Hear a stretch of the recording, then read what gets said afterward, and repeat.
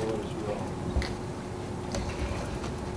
I'm also concerned that tonight, where the school board brushed off the school committee reports, where the budget committee, and then this past budget committee meeting on Saturday, the budget committee discussed best practices as to how we saw the budget process go through the school department process.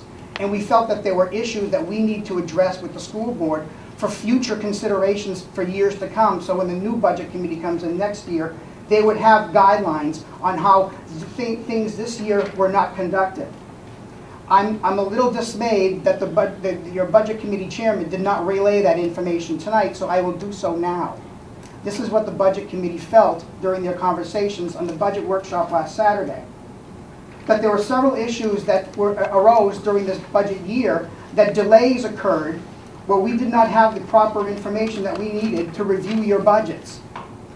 Starting with the CIP committee, where the articles were dropped on the committee and asked for us to do it without any forethought, and spread them out yourself to avoid the spikes, and relied on the CIP committee to do so. That the budget committee did not receive the warrant articles when were only given verbally and not in written when it was time for us to deliberate.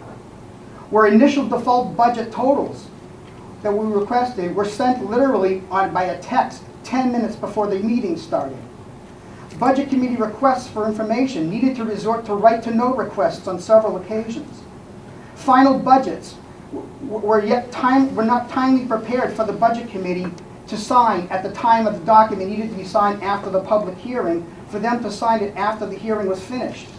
The budget committee still waited for a full accounting of is still, to this day as I'm standing here, still waiting for a request for a full accounting and calculations of the default accounting calculations. Even prior, we've already signed the document, we still don't have that information.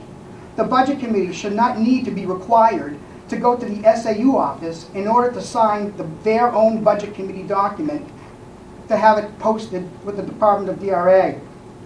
I would also ask, as an interjection here, which was not discussed in the budget committee, that I would ask for a copy of the monthly budget adjustments to the budget committee that are addressed here at these school board meetings every 2 weeks.